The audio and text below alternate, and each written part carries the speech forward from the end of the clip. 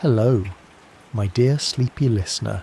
Tonight, we journey through a kingdom shaped by scroll, stars, and silence. The story of the Joseon Dynasty spans over 5 centuries longer than nearly any dynasty in East Asia.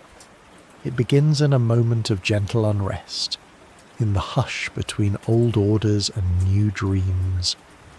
Before you drift away into peaceful slumber, please take a moment to like this video, leave a gentle comment about your favourite historical moment, and subscribe to keep these soothing tales coming your way. If you're listening from a quiet little corner of the world, perhaps curled up in Seoul, or relaxing somewhere in Brazil, Canada, or Morocco, let us know your location and time zone below. Now, dim the lights, settle in, and let these gentle whispers of history lull you into sleep. You awaken in the early morning mists of 1392. The Goryeo dynasty, which ruled for centuries before, is fading. You walk among soldiers who do not chant but whisper, their armour wrapped in cloth to avoid the clang of suspicion. There is no grand revolution, just the quiet, determined steps of a man named Yi Seong-gye. He is not yet a king in title, but in presence. He is already revered. A general once loyal to the Mongols. Yi Seong-gye now gently places his sword at the foot of a weary court and asks for something radical, a return to peace, guided by Confucian virtue instead of dynastic pride. His voice is calm, almost fatherly, but beneath it stirs the resolve of a founder. You stand beneath fluttering silk banners as the new dynasty is named Joseon, a name that echoes an even older kingdom from Korea's mythic past. The air smells of ink and dried seaweed from the palace kitchens. Birds scatter above the capital as Yi's allies, poets, soldiers, philosophers, watch stars to choose a date for coronation. It must be auspicious, they insist. Not for superstition, but for harmony. A quirky, human touch lingers in the early days. Yi Seong-gye, now King Sejong, is said to have worried more about family rivalries than enemy blades.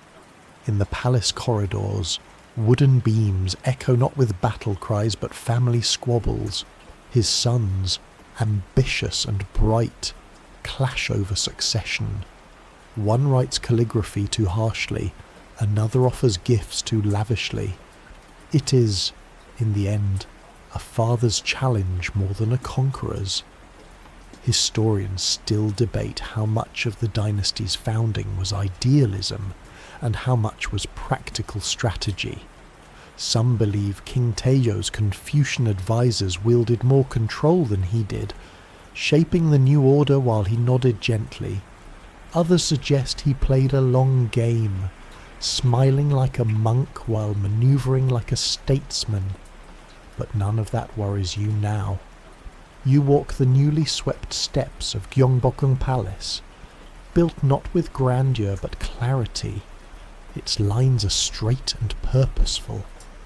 Not a palace to impress invaders, but one to remind its people of balance. As evening falls on your first day in Joseon, you pass scholars murmuring about rights and virtue. One holds a scroll, not a sword. Another carefully feeds rice to a pair of sparrows nesting under the palace eaves. He claims they are good omens. A page boy nearby tries to recite ancient Chinese poems from memory, but keeps forgetting the last line. He blushes. Everyone smiles. And so begins the quiet reign of a dynasty that will guide Korea for over 500 years, not through thunder and conquest, but through rituals, reforms, and the soft, enduring strength of stillness. You awaken to the soft rustle of silk robes and the scratch of quill against paper. It is morning in the royal court, not long after the founding of Joseon, and already the air feels full of discipline, of purpose. You find yourself in a room without weapons, yet every line drawn here holds the weight of a sword. It is here that the Confucian blueprints of the dynasty are being drafted. In this new kingdom, power is not carved into stone or proclaimed by trumpet, but quietly inked into law. The king no longer sits as a celestial god, but as the head of a moral family. You watch as scholars bend over scrolls, tracing characters with deliberate care. These are not priests or warriors. They are officials in training students of a new state philosophy rooted in Neo-Confucianism. Confucianism isn't new, of course. The old dynasties respected it. But here, in Joseon, it becomes more than inspiration. It becomes the scaffolding.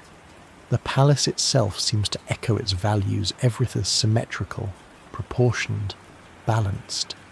The throne is not raised too high. The gardens are pruned, not wild.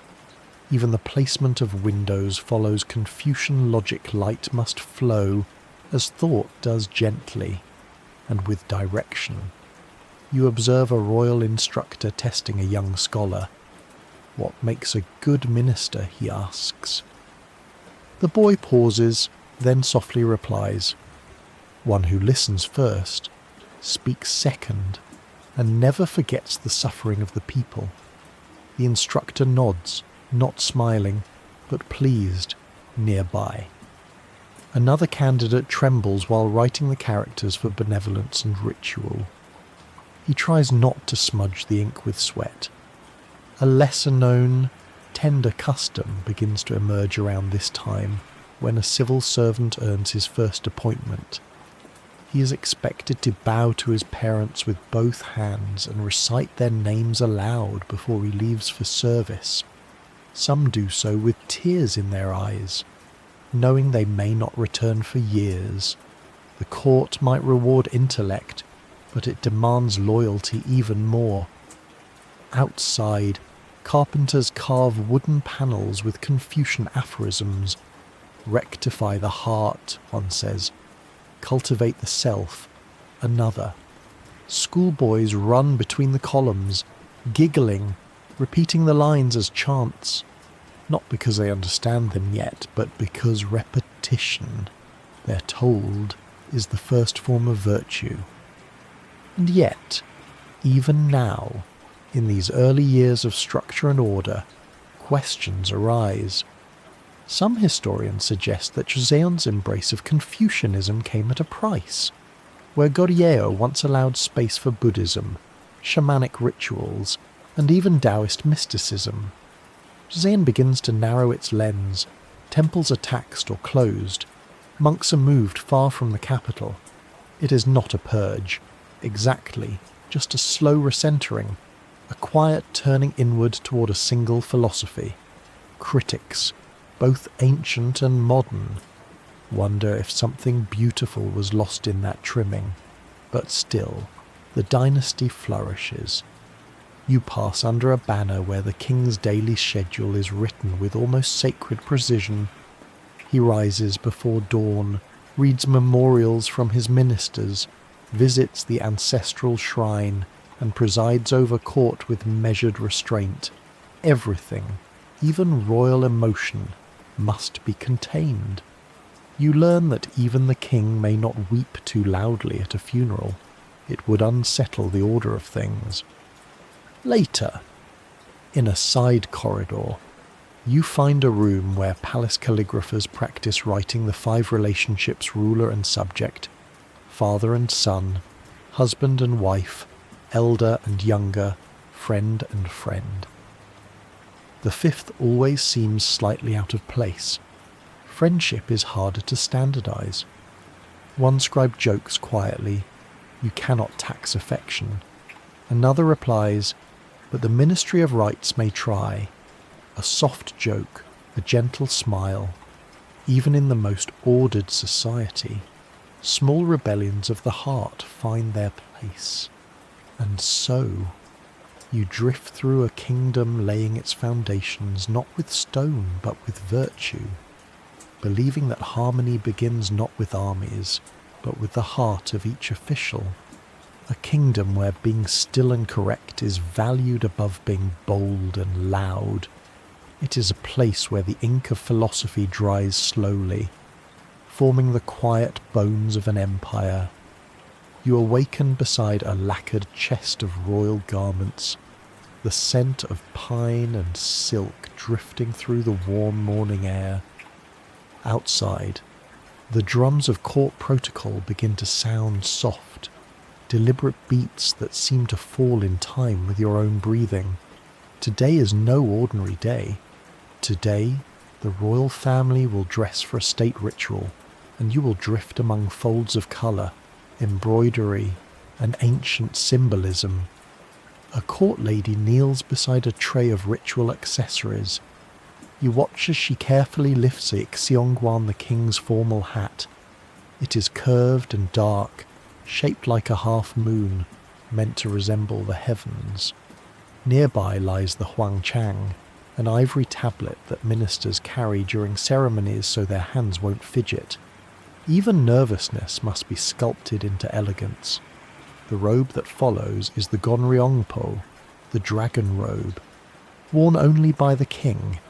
It is crimson with golden thread that outlines 5 claws on each of the dragons, 5, not 4, for the Emperor of Joseon must appear majestic, but not challenge the Chinese emperors, whose dragons bore 5 full claws. In diplomacy, even embroidery negotiates power. As the robe is fastened, the mood remains hushed. One attendant hums a lullaby, out of habit more than ceremony. Another dabs powder on the king's face, not vanity, but ritual. The ruler must appear calm and luminous, like the moon reflected in still water. Every aspect of the attire, from jade belt to cloud motif sleeves, tells a story about virtue, position, and celestial alignment. You marvel at the elegance, but also notice something curiously human. In one record, a prince is said to have sneezed mid-ceremony, causing a royal minister to drop his ivory tablet. The scroll notes both incidents with measured concern, as if the heavens themselves had momentarily flickered. Yet, there's beauty in the repetition. Court dress is not fashion, it's visual philosophy. Ministers wear blue and green robes lined with storks and clouds to represent long life and upright character.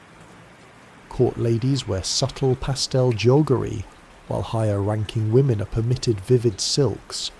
Even shoes matter. Those with flat soles indicate humility, while elevated soles suggest a life above labour.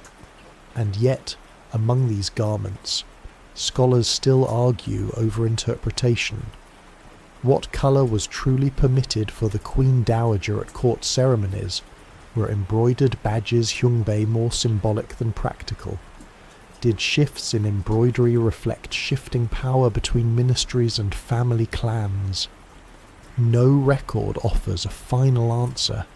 The threads of Joseon's court are both visible and hidden. Outside the hall, court musicians tune their instruments. You hear the melancholic cry of the haegeum, a 2-stringed fiddle followed by the hollow boom of ceremonial drums. These sounds are part of dress too. Ritual in Joseon is not just what you wear, but what you hear, say, and refrain from saying. Harmony means complete balance of sound, sight, posture, and breath. One lesser-known custom you now witness with quiet delight during the Gyeongguk Daejeon reform era. Tailors were asked to sew coded messages into the linings of royal robes, not political secrets, but reminders of virtue stitched discreetly in tiny calligraphy, steadfastness, compassion, self-restraint, whispers of virtue hidden in the seams.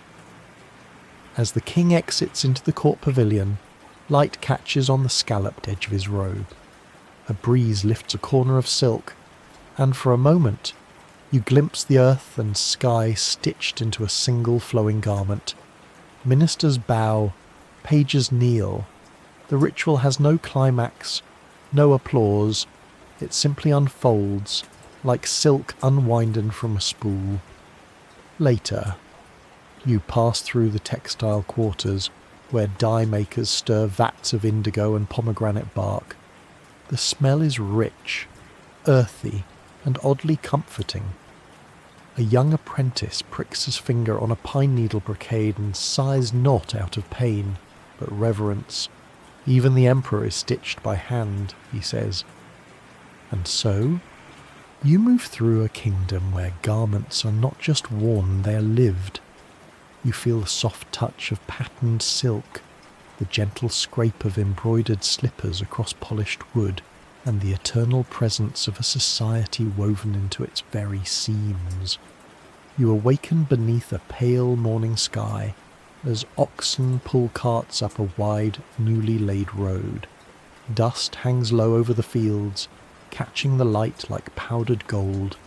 You're arriving in Hanyang, the city newly chosen to be the heart of the Joseon Dynasty. It is not yet crowded.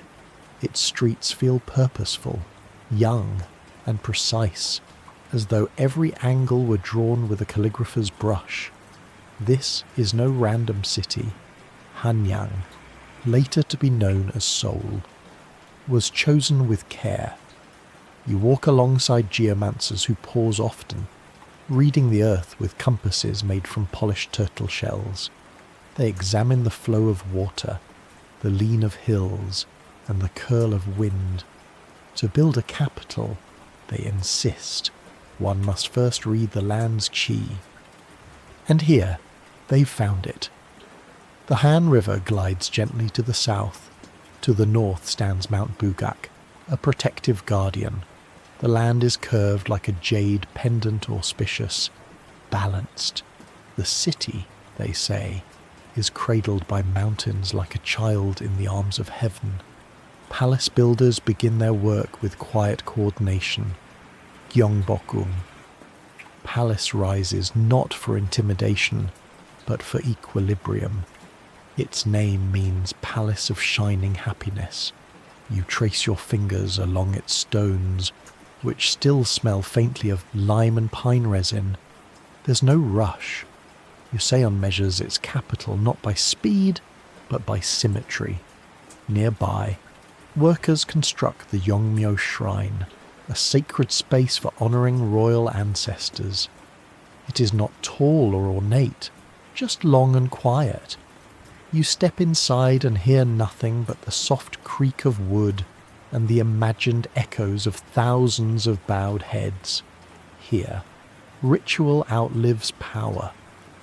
In one charming detail, the early city planners are said to have left space for wild deer to roam near the palace walls. Even a king, one official supposedly wrote, must share his shade with the old spirits of the forest. Though whether this was belief or poetic gesture, no one can quite agree. Scholars still question whether Hanyang's perfection on paper always matched its lived reality. The capital's ideal feng shui was sometimes disrupted by floods, fires, and the unpredictable moods of court ministers, yet somehow the city held like a bowl cupping water without spilling it. As you wander its newly etched lanes, you encounter artisans building their homes alongside street-level academies. Children memorize Confucian oaths on rooftops while mothers dry persimmons in the winter air. A merchant hangs paper talismans above his shop, praying for good luck without violating court regulations. Here, superstition walks carefully beside philosophy. One little-known custom begins in these early city years, workers installing public water-pot ceramic vessels filled with rainwater. On major roads, passers-by could stop, sip, and continue, a gesture of shared life.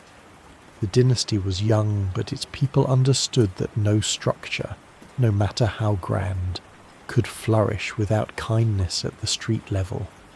You stop at the banks of the Han River, where a fisherman ties cords of woven hair into fishing nets. He doesn't speak, but he smiles as you pass, as if to say, "This is my capital too." Behind him, the mountains stand still, watching.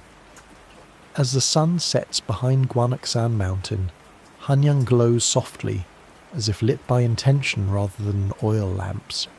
You listen to the city breathe a palace echo, a temple bell, a hawker's call softened by twilight, and you realize this city is not a monument, it is a philosophy made walkable.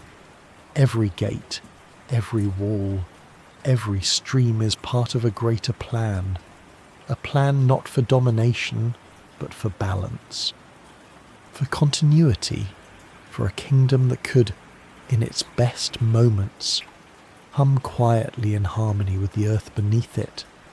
You awaken to the gentle rustle of paper and the faint scent of ink drifting through latticed windows.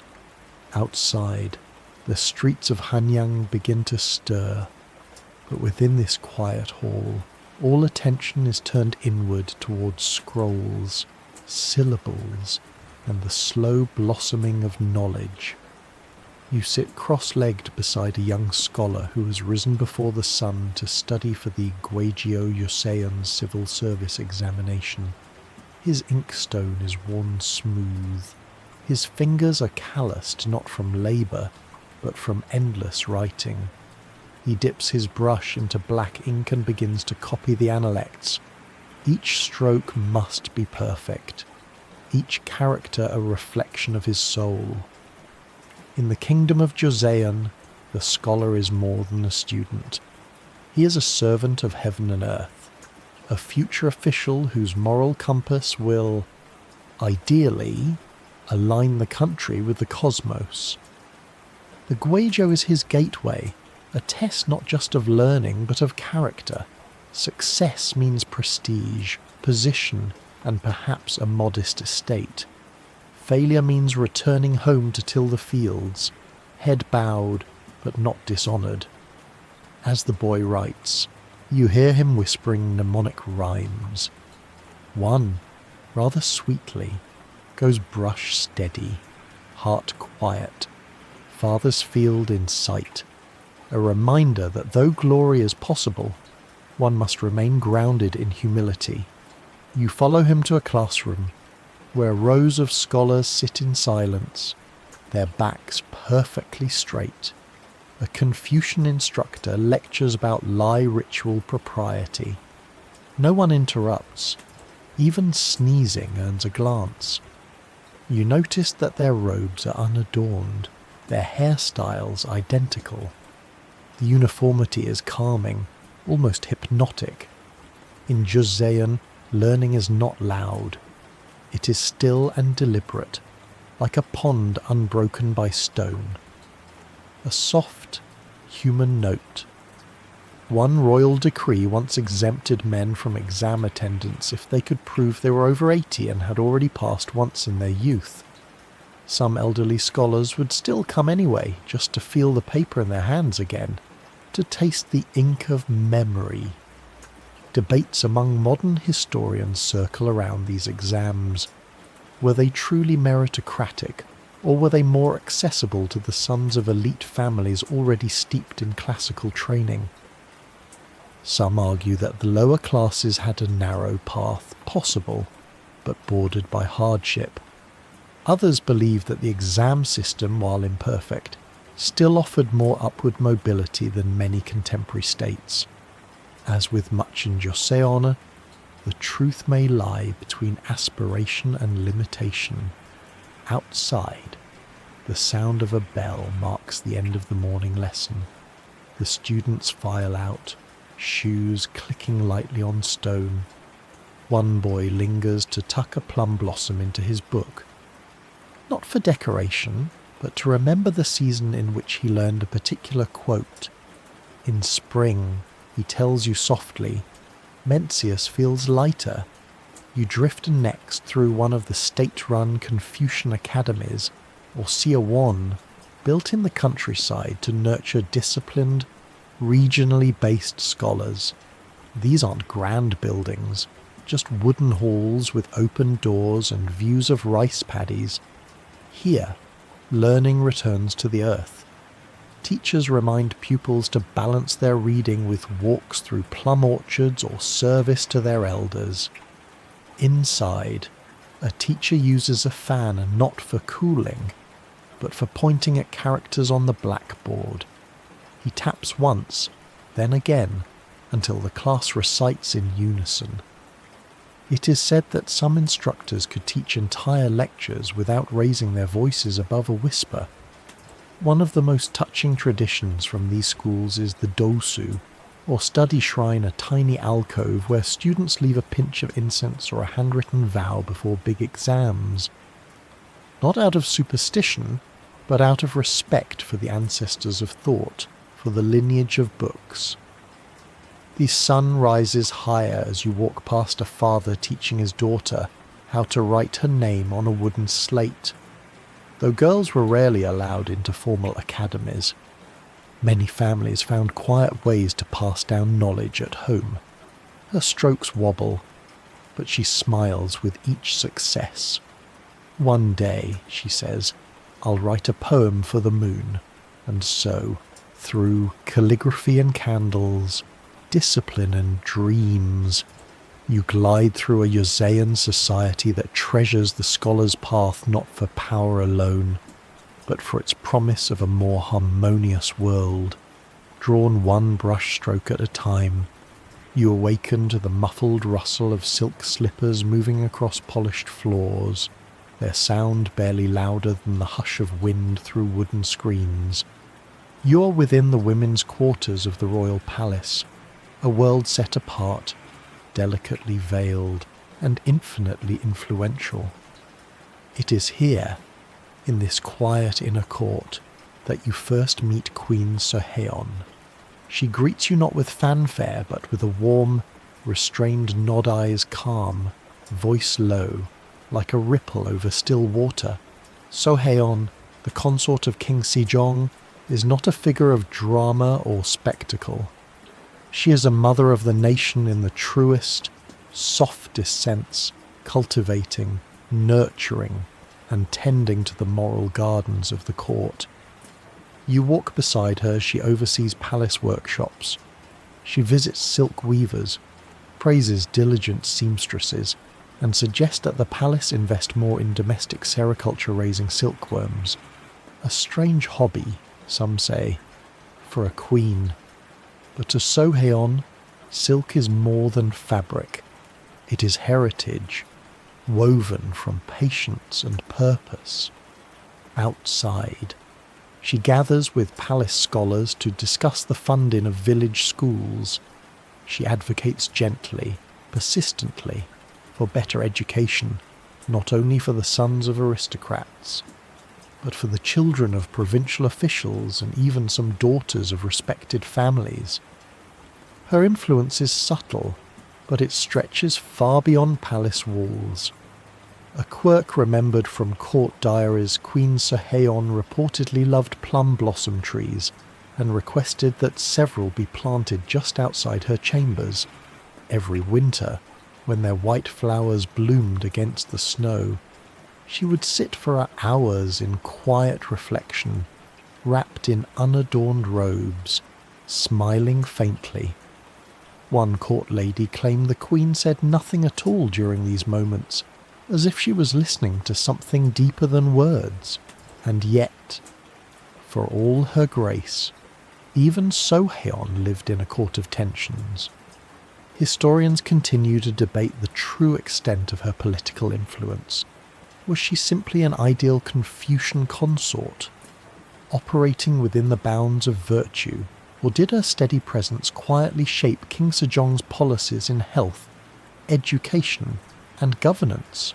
Some suggest that her restraint was, in fact, a form of power, a strength expressed not through decree, but through consistency and trust.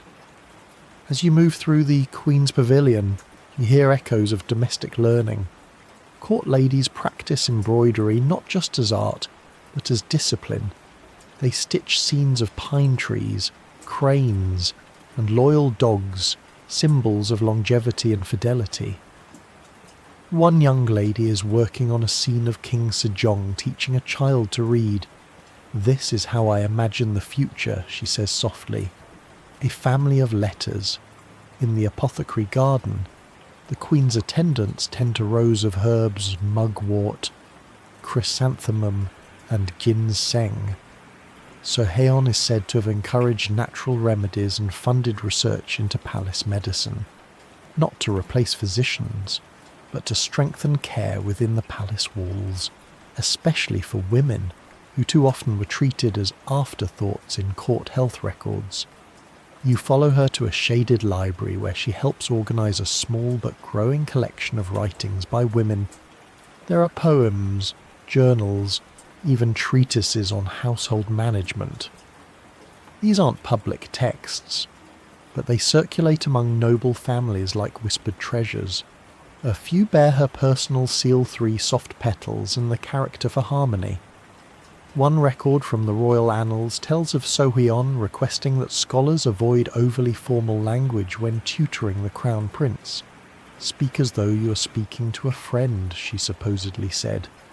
A ruler must first understand as a person, whether apocryphal or not. It reflects the tone of her influence, quietly corrective, gently radical. And yet, like so many women of power, her name often floats beneath the surface of history, a footnote, a companion, a support. You feel this as you pass her portrait in the ancestral shrine, graceful but understated, almost blurred by centuries of incense smoke. As the day fades, you sit in the Queen's garden, where cicadas hum softly in the branches. Palace children run barefoot between stepping stones, chasing one another with folded fans. Their laughter is brief and bright. Above, the plum blossoms tremble gently in the evening wind, as if waving farewell. And you understand that in Joseon, a queen's greatness might not be measured in declarations or battles, but in the lives quietly changed by her steadiness, her softness, and the unwavering compass of her care. You awaken to a strange stillness on the southern coast. The sea is calm, but there's a tension in the breeze, like a note held too long. You stand atop a low cliff near a naval yard, where quiet hammering begins before sunrise. Ships are being built, not grand galleons or trade vessels, but squat, broad creatures covered in wooden armour. These are Jeobuksan turtle ships, and they are unlike anything the world has seen. It is the late 1500s, and whispers of invasion stir through the air. The Japanese under Toyotomi Hideyoshi are preparing fleets of war. On land, the Joseon army is uncertain. But at sea, a calm figure works alone, planning, drafting, dreaming not of glory, but of defence. Admiral Yi Seong-gye. You walk beside him through the dry dock. He says little. His officers bow deeply, respectfully, but he rarely smiles. Not out of coldness, but focus. His journal, when you glimpse it later, is full of poems, short, structured, sombre. One entry simply reads, "The tide rolls in, I roll with it. The turtle ship takes shape beneath your hands, its iron spikes meant to prevent boarding, its dragon-shaped head capable of releasing cannon smoke or even flames." Some question whether the dragon ever truly breathed fire or merely symbolised the fire of spirit. Historians still debate how many of these ships existed and whether their spiked shells were used in every engagement. But what's agreed upon is this Admiral Yi's fleet changed the tides of war. You sit on a ship deck one morning as the Admiral watches drills. His men row in perfect unison, not from fear, but from trust. Even the cook on board works with rhythm. boiling seaweed soup and humming a lullaby he once learned in Gyeongsang. A quirky, very human anecdote surfaces in the logs of the time Admiral Yi once sent letters to his mother asking for homegrown radishes and mustard seeds comfort food in the darkest hours.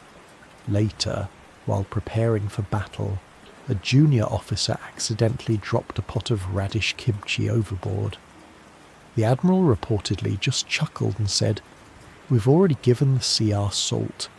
You travel with him through several harbours Yosu, Hansen Island, Myeongyang.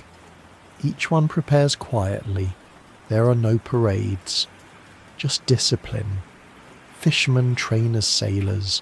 Schoolboys help load supplies. Blacksmiths fashion nails late into the night by candlelight, reciting old Confucian lines to keep their hands steady. When battle finally comes, it is swift and surreal. You witness the famed Battle of Myeongyang, where Admiral Yi, outnumbered and nearly abandoned, leads 12 ships against over 100.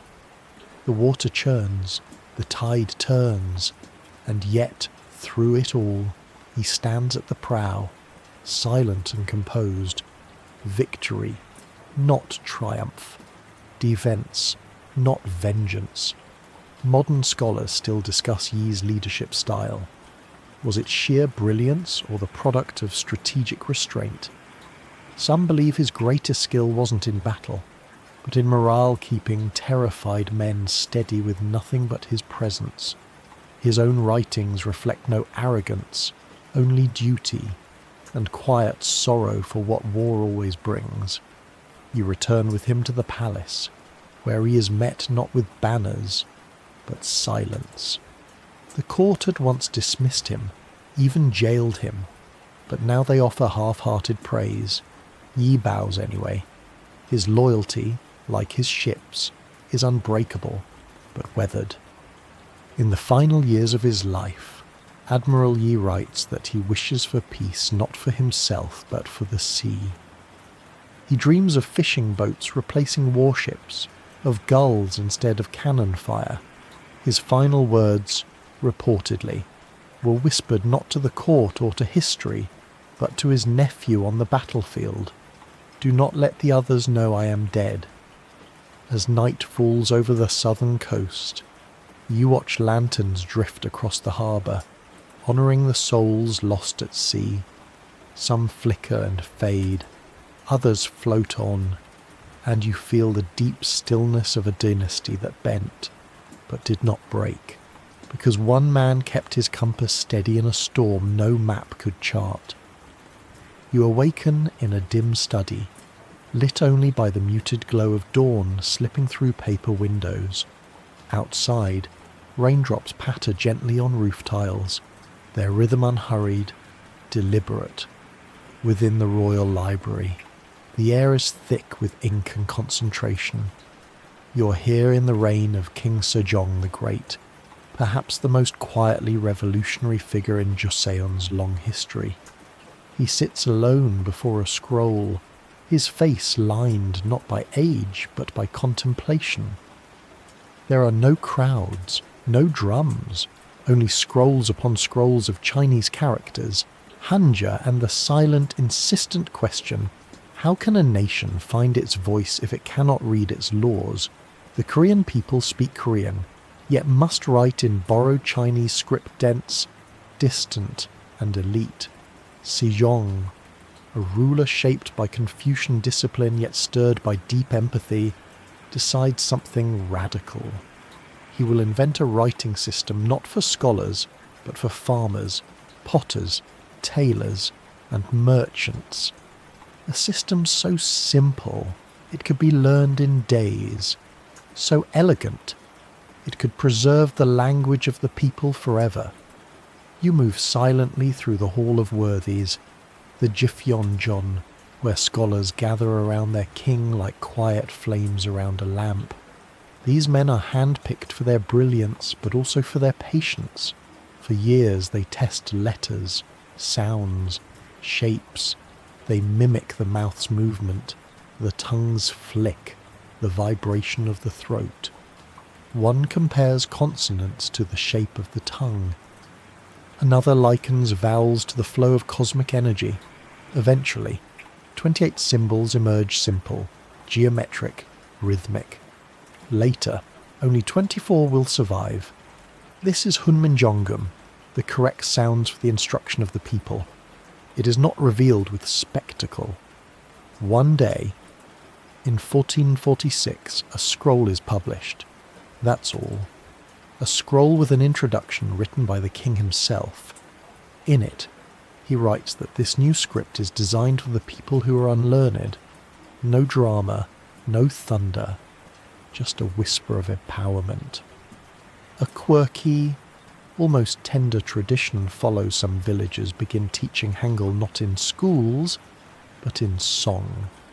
Mothers sing syllables to their children while preparing rice. Grandfathers recite letters between sips of tea. One poem survives, scrawled on a wall near a provincial temple.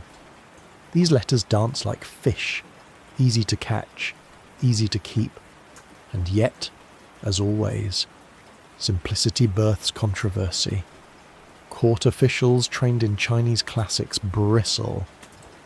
They see Hangul as childish, even dangerous. Some call it Eonmun, or vulgar script. They argue that only Chinese writing carries real virtue, that the heart of Confucian civilization rests in the old characters. Hangul is too easy, too democratic. Some historians suggest that these tensions lingered for centuries, leaving Hangul praised in whispers and condemned in edicts. But Sejong does not relent. He uses the script himself, sending orders, printing poems, publishing Buddhist chants. He insists that language must serve the people, not separate them from their rulers. You sit beside a woodblock printer late into the night, watching as inked characters are pressed onto rice paper. The process is humble, almost meditative. A boy reads aloud as he sets the blocks G, N, D. These are my people's sounds. His father corrects his tone, but not his pride. You visit a rural village where a small group of women, barred from Confucian academies, begin to write songs in Hangul Gasa, Sejong, and letters to faraway brothers. Their script curves freely across the page. One writes a love poem to her husband, away on patrol. Another writes a dream she had of the moon speaking in syllables. Later, in the palace garden, you find Sejong resting beneath a plum tree. A scroll lies beside him. He is not reading. He is listening to rain, to wind, to the sounds of a people who will, at last, read and write in their own voice. And as you close your eyes, the rain continues its soft percussion on the tiles above, like punctuation on a lullaby. And you realize this king's greatest monument isn't a palace, or a statue, or a battle.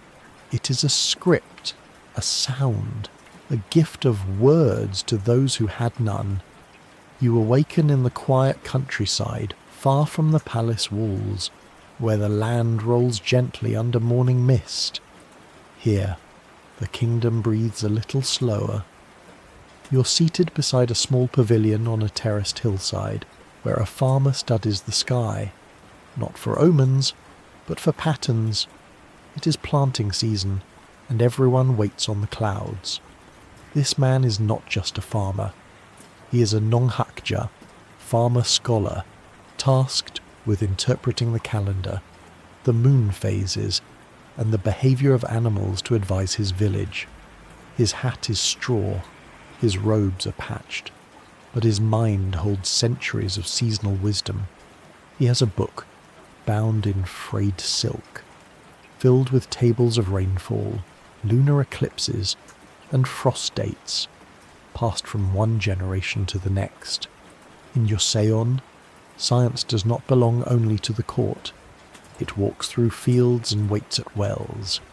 King Sejong's reign saw the creation of astronomical devices, are military spheres, rain gauges, water clocks, all crafted for public use. Even the farmers, far from Hanyang, began to follow these new tools, marrying Confucian logic with folk tradition. You walk with a Nonghakja into a small observatory, which is little more than a platform with carved wooden poles. He aligns them with the stars, making notes with a bamboo brush. "The dew is too sweet this week," he says. "We'll wait another day to plant the millet." Later, villagers gather under a tree to listen. The scholar reads from a seasonal guide, Seongjong Chok, the calendar of the stars. Children whisper guesses about the next frost, while elders sip warm grain tea. Everyone listens, not just because it's custom, but because the stars, in Joseon, speak to all. One lovely quirk, you witness some farmers record unusual cloud shapes in their diaries, giving them nicknames: the spoon of the ancestors, the sleeping dragon. These are not scientific terms, but they remind each generation to observe with wonder, not just precision. And yet, there are disagreements. Modern scholars debate just how widespread the scientific tools of Joseon truly became. The rain gauge, chugugi, often celebrated as the world's first standardized rain measurement device, was developed during Sejong's time, but did every village use it? Or was it more ceremonial, more symbolic? Some claim it sat proudly in markets but was misunderstood. Others insist its simplicity made it indispensable. Back in the hills, your host lays out painted stones, each representing a solar termipchun for the beginning of spring, deseo for the great heat of summer. Children are taught to sing a song for each one. In deseo we watch the beans. In keoseo we wrap the roots. It is education as lullaby. You continue your walk through the countryside, passing rice paddies where frogs croak in slow harmony. A group of women sort barley by hand, humming a tune that traces back to a palace harvest celebration centuries ago. Their sleeves are rolled high, but their words are gentle, focused.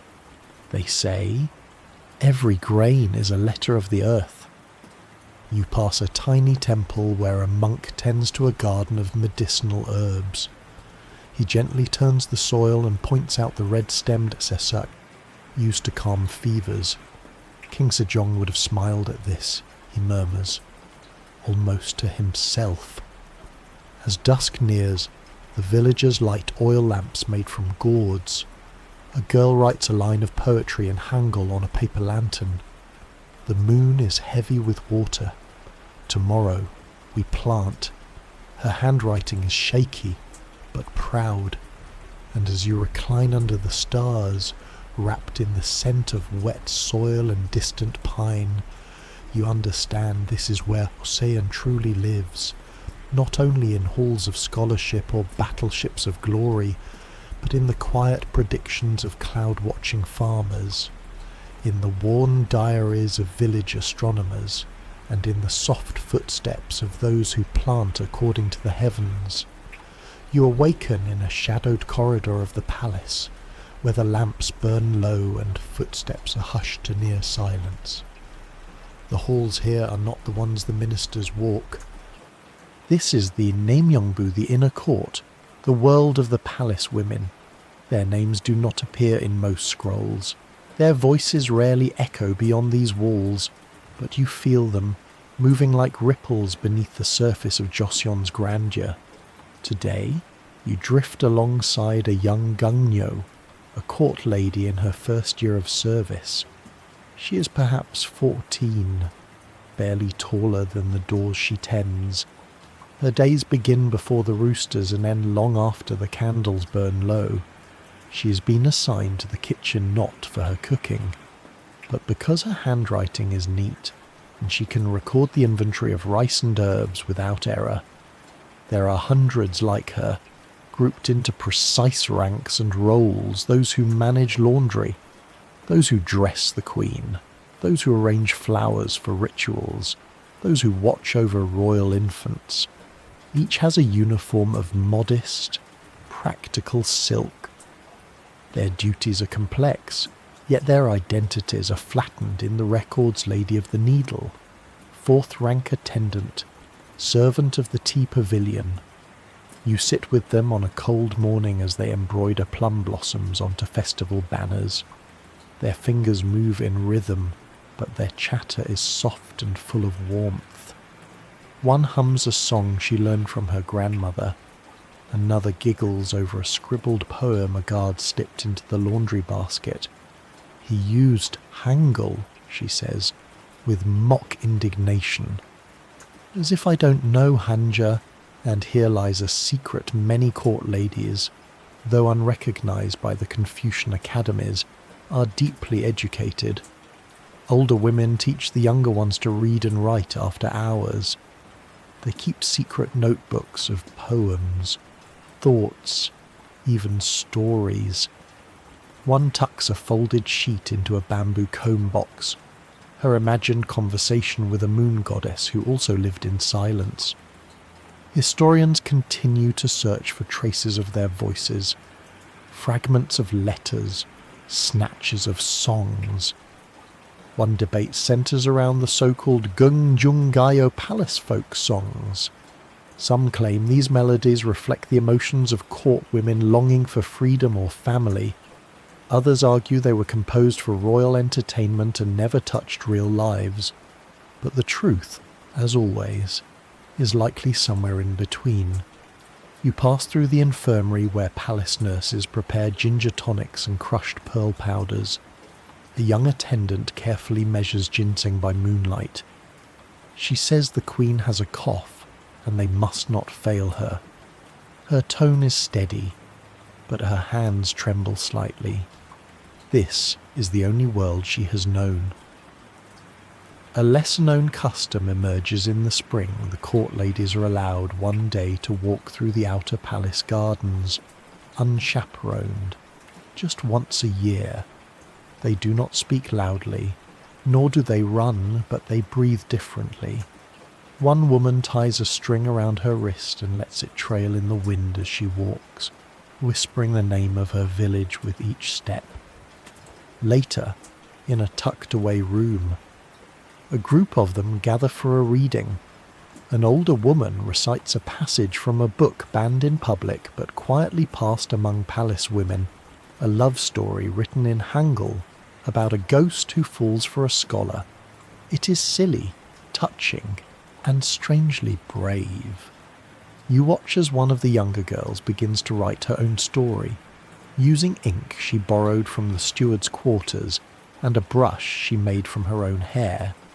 It is about a swallow who cannot fly far, but dreams of mountain peaks. When the evening bell rings, the women bow in unison. Candles are snuffed, scrolls tucked away. Silence resumes, but the air is full of what has not been said, the poems whispered between chores, the friendships carried in glances, the quiet resistance of memory. As you return through the corridor, you see their shadows cast across the polished stone, not loud, not recorded, but present.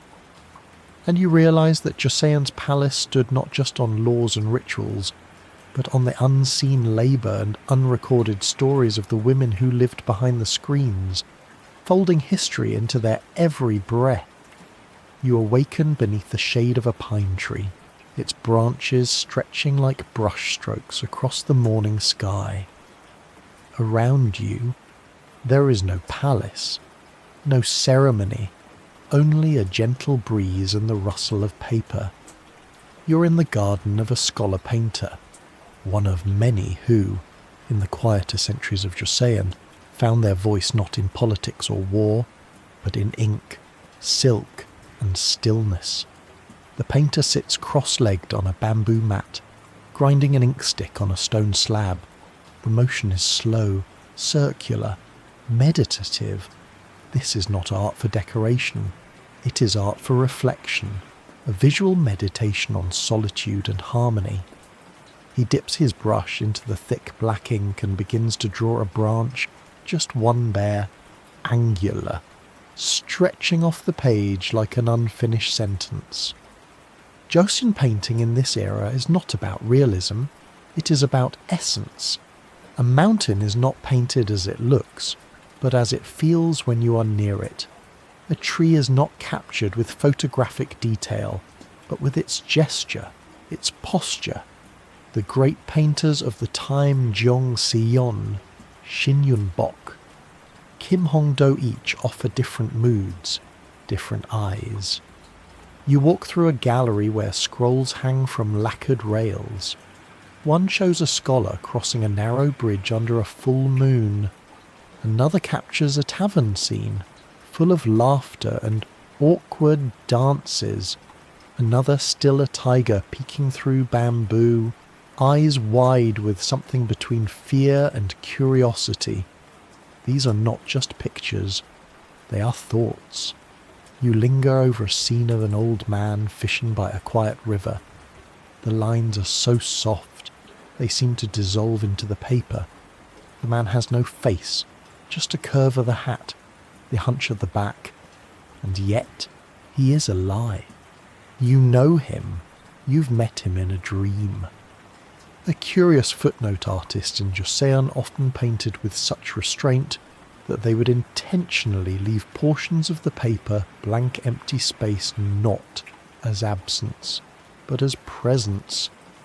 One painter was once asked why his waterfall stopped halfway down the scroll. He replied, "Because the rest of the water continues in your mind." Among the painters, debate gently brews. Should art serve moral instruction, as Confucian texts suggest, or should it reflect personal emotion and fleeting experience? Some artists use subtle satire depicting bureaucrats with exaggerated frowns, or aristocrats with too large hats. Others remain serene, drawing only bamboo and clouds, refusing commentary altogether. You step into the studio of Shin Yun-bok, a master of genre scenes paintings of daily life. His brush dances through depictions of lovers meeting behind folding screens, of gesang performers laughing under lantern light, of festivals where children play among strings of rice cakes. There is lightness here, humour, humanity. One charming quirk emerges from his work. Shin often includes hidden gestures, tiny hands barely touching, eyes glancing sideways, moments that would otherwise disappear. His paintings feel like secret poems, read only if you pause long enough. You travel next to the home of Kim Hong-do, known for his warm and playful portrayals of common people. His drawings show students sleeping during exams, drunk uncles stumbling through markets, potters lost in their spinning wheels. His art reminds you that life in Joseon was not only structure, it was also sweat, folly, and laughter. And then you pass through a less-known wing of a rural academy, where female artists have left their mark in faded scrolls. These were not professional painters, but noble women, palace attendants, or daughters of scholars. Their paintings are delicate, often small fans with cranes, bookmarks with chrysanthemums, yet they carry such tenderness. A mother brushing her daughter's hair, a moon hanging low behind reeds.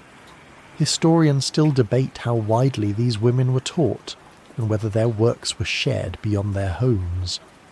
Some argue they were silenced by convention. Others believe they developed quiet networks of exchange, passing art between friends like folded letters. What remains, in any case, are images that speak across time with grace and stillness and strength. As the day ends, your painter friend cleans his brush and offers you tea. He doesn't speak. He simply points to the scroll drying beside him, a single plum branch with one blossom. This one bloomed late, he finally says, but that makes it brave. You sip your tea and watch the ink dry. Outside, the pine tree leans a little further into the wind, and you realise that in this long, introspective chapter of Joseon's history, the loudest truths were whispered in brush strokes, inked not for approval, but for the soul. You awaken beneath the quiet eaves of a scholar's home, where a faint scent of sandalwood and old parchment hangs in the air. It is a chilly morning in the 17th century, and the world outside Joseon's borders is shifting, but within, all still appears serene. You're in a kingdom often described as closed, even hermit-like, and yet, behind certain doors, there are signs of curiosity. The windows may be small, but the eyes behind them are wide. You follow a middle-aged Confucian official as he unpacks a chest from the port city of Busan. He moves carefully, reverently, as if unboxing a relic. Inside a compass, a Dutch book on geography, a silk scroll from Qing China, and a European astronomical chart covered in Latin. He does not read Latin, but the chart fascinates him. He holds it sideways and murmurs, "They map the heavens with a different logic." This is the world of Silac practical learning, a movement that begins to stir within the ranks of Joseon's scholars. These thinkers are Confucian, yes, but they are also weary of theory without substance.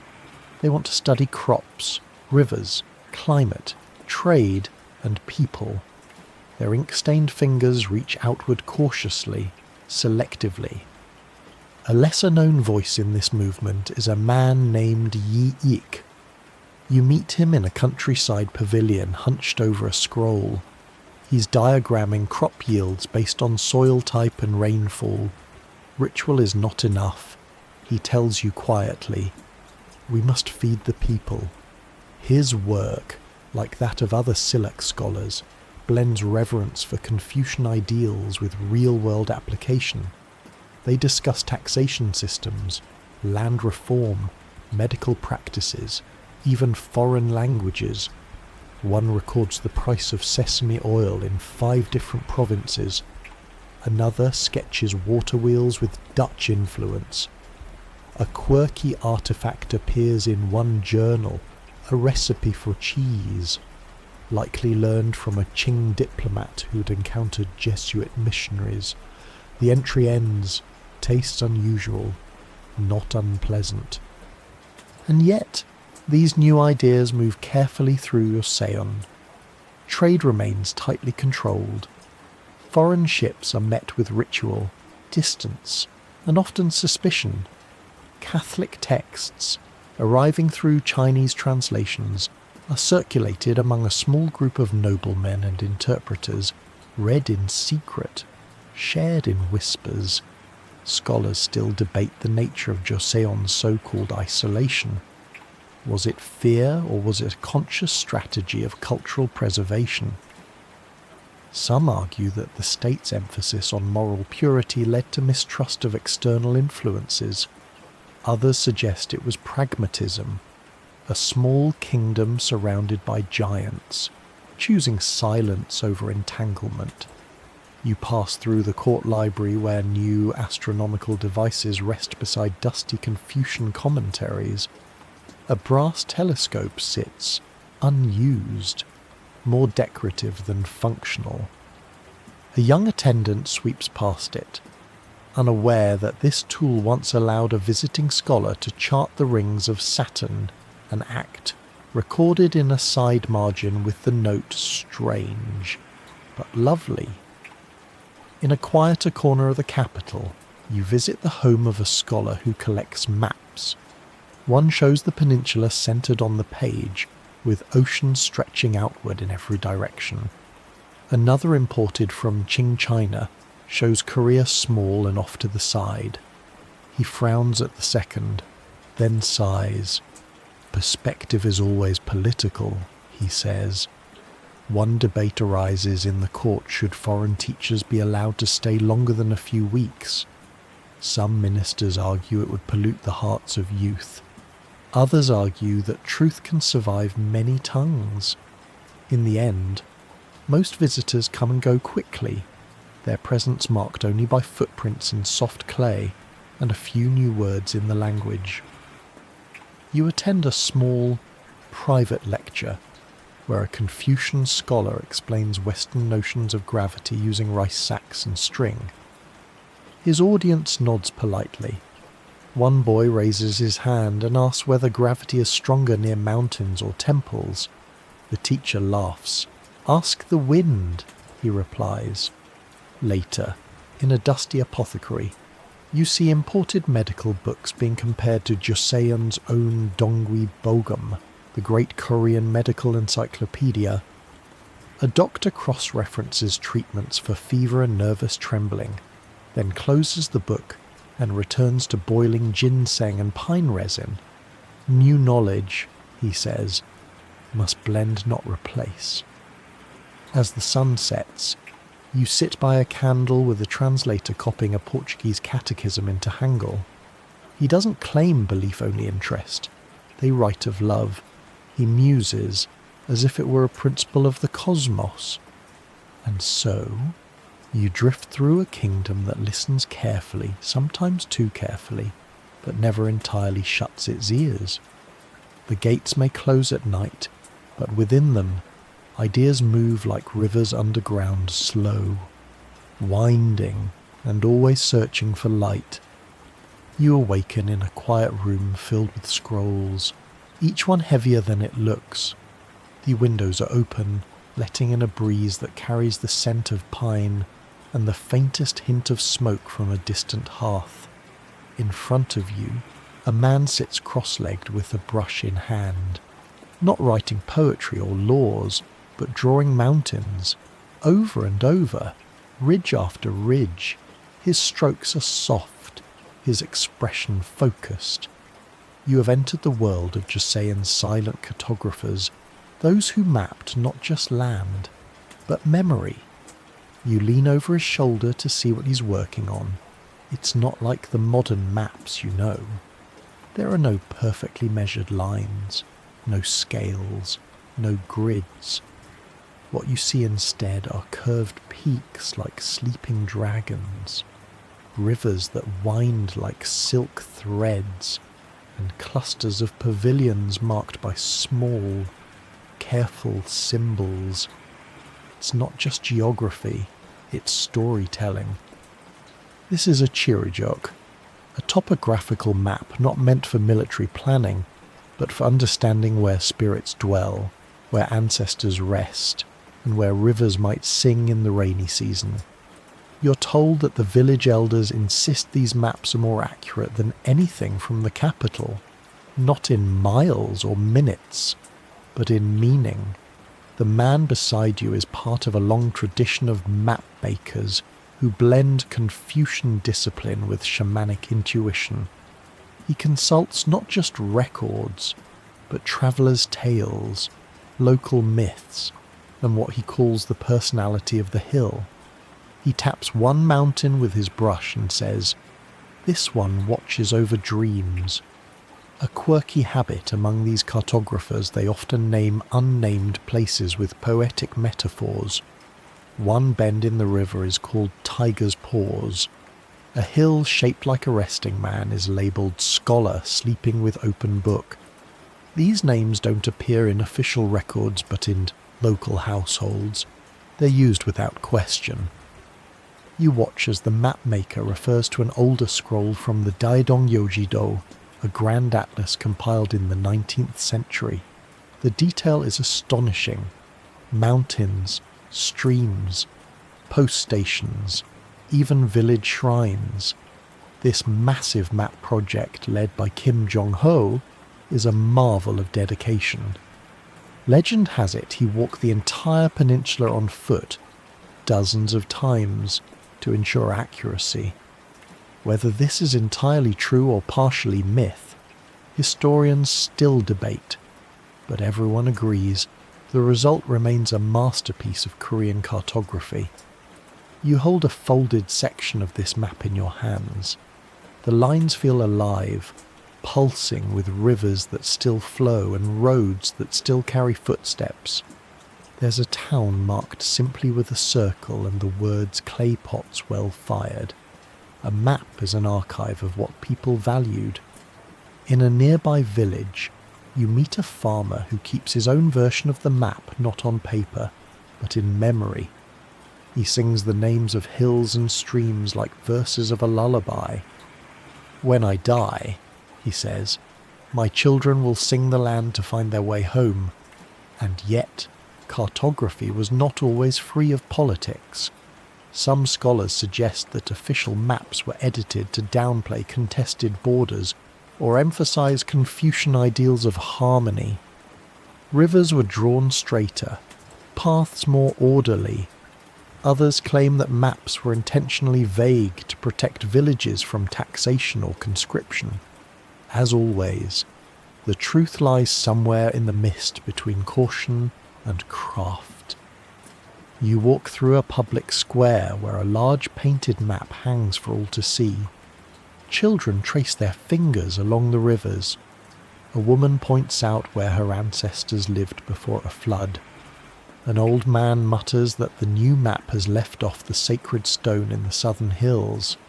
"How can you chart a world," he says, "if you ignore its ghosts? Even the court uses maps now, increasingly aware of geography's role in diplomacy and defence. But you notice something quiet has been lost." The older maps had songs in their lines. The new ones speak in measurements.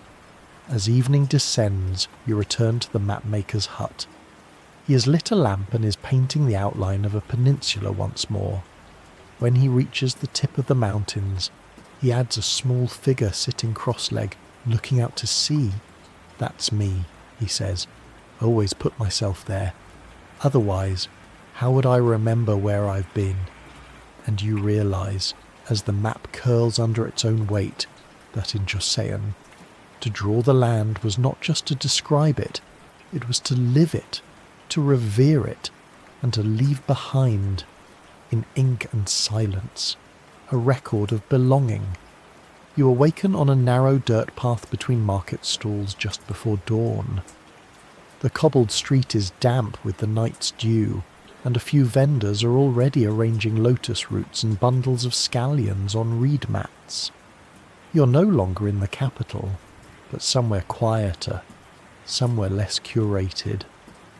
And walking just ahead of you, unnoticed by most, is a man dressed simply, with straw sandals and a plain outer robe. He carries no emblem of office, but he is no ordinary traveller. He is an amhaeng, Yosa, a secret royal inspector, appointed directly by the king and known only to a few court officials. These inspectors roam the provinces in disguise, tasked with observing, listening, and reporting corruption or injustice. They carry a special token, a tablet inscribed with the royal seal kept hidden unless absolutely necessary. Today, you will follow him, like a shadow trailing a shadow. He moves through the village slowly, pausing to help an old woman lift a basket, chatting with the merchant about the price of barley. He asks how long the local magistrate has been in office. The merchant shrugs. "Too long," he replies, "and too fond of rice wine." You watch as the inspector takes note, not on paper, but in memory. Later, at the edge of a rice paddy, he whispers into a thin scroll hidden in his sleeve. Taxes here exceed decree by 20%. Magistrate's clerk bribes witnesses. He ties the scroll and tucks it into its belt. One quirky custom you witness: inspectors often carry small flutes or folding fans, not for ornament, but as code. A fan might be opened when entering a town ruled fairly, closed tightly in places where justice has soured.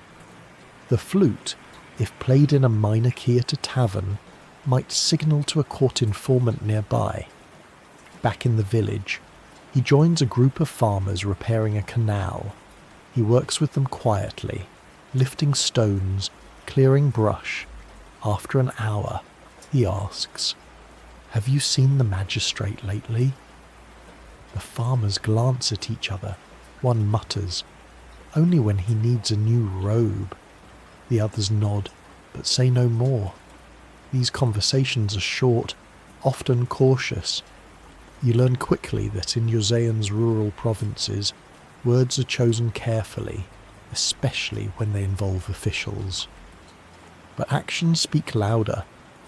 A woman invites the inspector for tea and tells him nothing, but she pours him a cup with cracked glaze, then sets aside the finest cup for no one. A silent protest. Historians still debate how effective these inspectors were. Some argue they were symbolic, a performance of accountability more than true reform. Others insist they made real changes, exposing abuses and protecting vulnerable citizens. At least one inspector reportedly led a sting operation by catching a magistrate in the act of rewriting tax records. You witness another such encounter. The inspector visits a grain storage hall, supposedly well stocked, but inside, the bins are suspiciously light. When questioned, the clerk blames weevils. The inspector nods politely, then later returns at night, measuring the grain by moonlight, counting paces between each empty bin. The next morning, he reports the clerk and the magistrate. Weeks later, that official will be removed, his name blotted from the scrolls. A sweet and lesser-known detail in some villages, children would draw chalk symbols on walls to signal to travelling inspectors.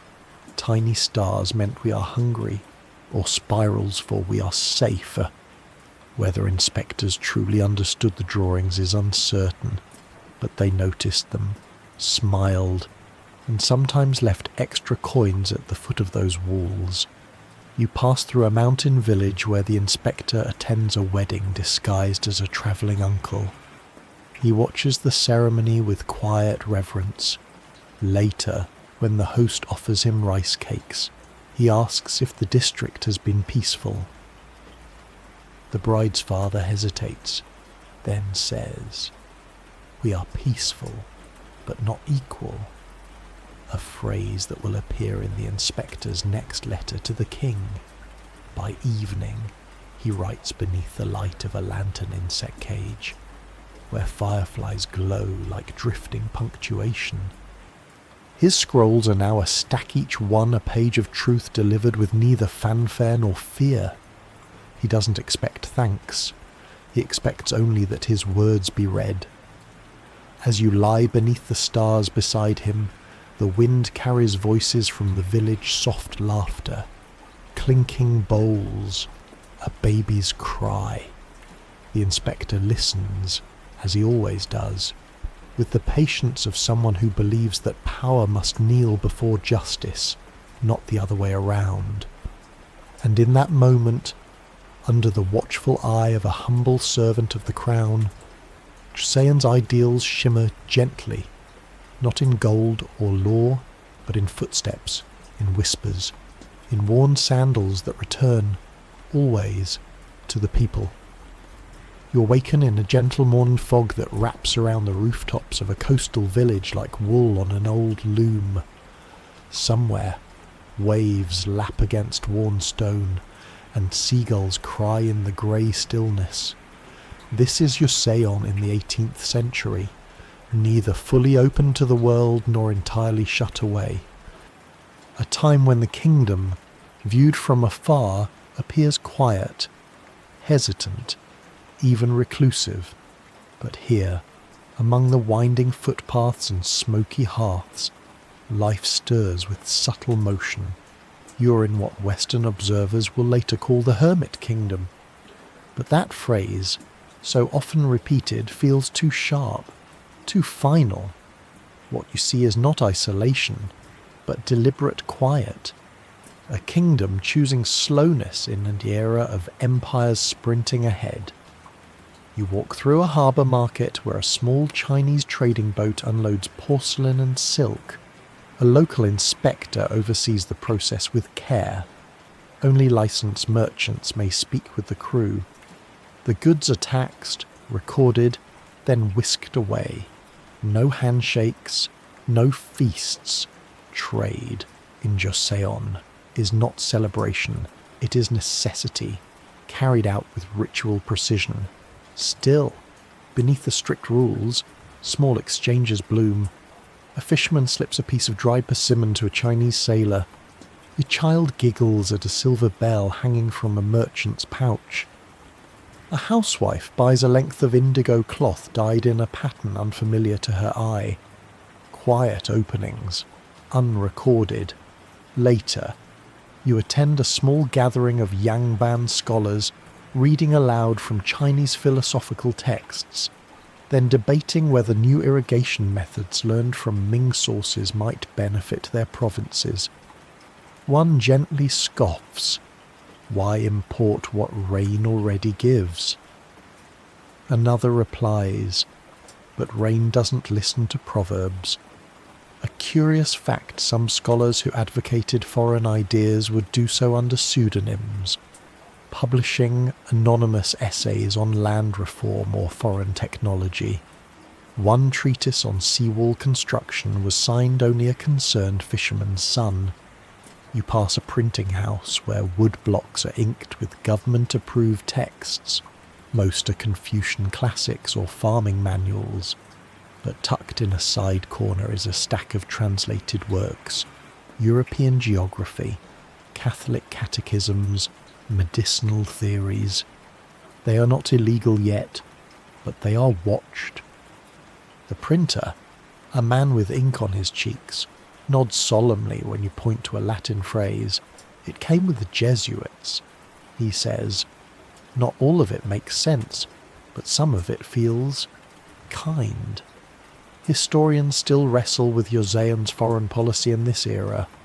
Was it fear of conquest or cultural self-preservation? Some argue the dynasty learned from the Mongol invasions, and the Imjin War openness invites conflict. Others suggest the closed gates were not walls, but filters. Ways to protect Joseon's unique path while allowing in what could be quietly absorbed. A lesser-known custom appears during this time in coastal villages. Children are told to bow respectfully to ships on the horizon, even if no one can see them clearly. You greet all winds, elders say, because not all bring storms. In the capital, a royal edict reaffirms that all foreign contact must be recorded and reported. Still, a few high-ranking officials begin to keep unofficial journals of foreign trends, silk weaving patterns, tobacco preferences, new ways to grind lenses. These records remain private, passed between trusted friends like folded poems. You walk beside a young official tasked with overseeing one of the few allowed embassies to Beijing. He carries a small case of calligraphy paper and extra shoes. The roads, he tells you, are longer than they seem. His family bows farewell, not with joy, but with solemnity. Travel abroad is not a grand adventure. It is a duty performed with one's breath held. At night, you rest in a hillside village where a teacher reads aloud by lamplight to a small group of children. He tells them about the stars above Joseon and about rumours of stars seen differently across the sea. One child asks, "Do those stars belong to us too?" The teacher smiles. "They do, because we see them. And so you drift through a land cautious but not asleep. The gates may be closed, but the windows are cracked. The voices are soft, but never silent. In the stillness of Joseon's fog-covered mornings, the world is not shut out. It is carefully weighed, gently acknowledged. and when the time feels right, invited in through the back gate, with tea already warming on the stove. You awaken in the cool stillness of a stone chapel hidden behind a straw-thatched fence. The morning light filters through paper-covered windows, casting a muted glow over simple wooden benches and a makeshift altar. There are no statues, no loud hymns, only silence, broken occasionally by the faint whisper of prayer. You are in the secret world of early Catholic converts in Joseon. The year is somewhere in the late 18th century. The streets outside follow the rhythms of Confucian order, bowing sons, robed scholars, and ink-slick officials. But here, behind an ordinary gate, sits a belief system that arrived not by sword or sermon, but by book. You trace the steps back to a group of Korean scholars who first encountered Catholic ideas through Chinese texts during their embassy visits to Beijing. They returned not with relics, but with treatises, quietly translated into Hangul. From there, the faith spread not through missionaries at first, but through study. It was, curiously, a religion born in Joseon through the act of reading. You observe a man named Yi Seong-gye, one of the earliest baptized Koreans, teaching a group of villagers about the Trinity using only gestures and rice bowls. One represents the Father, another the Son, the last the Holy Spirit. They are filled from the same pot, he says gently, but each is poured separately. There is no cathedral, no formal priesthood yet. Services are held in homes, whispered during kitchen chores, scribbled onto slips of paper and tucked into skirts. Candles are hidden in jars. Crosses carved into wood are disguised as decorative notches, and still, word spreads. A farmer in Jeolla carves a rosary from old sandalwood. A noblewoman in Hanyang writes her own Korean language prayer modelled after the Psalms. You glimpse her notebook, God who sees even hidden tears. Walk with me through the Confucian halls, but not all are comforted by this movement. Court officials, trained in the Confucian ideals of filial piety and state harmony, see Catholicism as a threat. It denies ancestral rights, elevates the soul over the clan, and replaces ritual hierarchy with personal salvation. For a kingdom built on ordered relationships, such disruption is deeply troubling. One day, a quiet arrest occurs. A man is taken from his garden while tending beans. He's brought before a magistrate and asked only one question. Do you bow to the ancestors? When he hesitates, they frown. He will not be executed, not yet, but he is watched. His neighbours stop visiting. Historians still debate the nature of early Joseon Catholicism. Was it a radical rejection of tradition, or an attempt to find moral common ground between East and West? Some argue that the early believers saw Jesus as a sage like Confucius or Buddha. Others claim they embraced the new doctrine precisely because it offered an escape from rigid roles. Perhaps both were true in different hearts. You're led next to a forest clearing where, during the early 1800s, underground communities hold night services. The moon is full, casting pale light on figures kneeling in the grass. One elder reads aloud from a translated gospel. A girl hums a chant that sounds suspiciously like a folk lullaby, but ends with the word Amen. A particularly tender moment unfolds in a village where a widow, unable to speak openly of her faith, teaches her grandson to trace the shape of a cross in millet seeds. He doesn't know the meaning yet, but he likes the symmetry. Eventually, foreign missionaries do arrive, first cautiously, then more boldly. French priests disguised as Chinese traders walk through ports and markets, carrying Latin books and tiny chalices wrapped in cloth. You see one such priest welcomed into a house with tears. His host thought they'd never see a real mass, and yet the state begins to crack down. Edicts are issued, books are burned, converts are tried for treason. Still, the movement endures. Hidden churches appear on remote hillsides. Letters continue to cross the Yellow Sea, asking for help, for guidance, for courage. A lesser-known story from this time, a court lady, secretly converted, embroidered a full gospel passage onto her inner skirt lining. It was never found. When her children later examined her things after her passing, they wept not from shock but from recognition. You pass once more through a narrow alley, just as the bells of the palace strike midday. Life carries on. Confucian schools recite the rites, markets ring with bartering. But behind certain doors, in quiet corners of the kingdom, prayers rise not in chant but in breath, soft, steady, risked.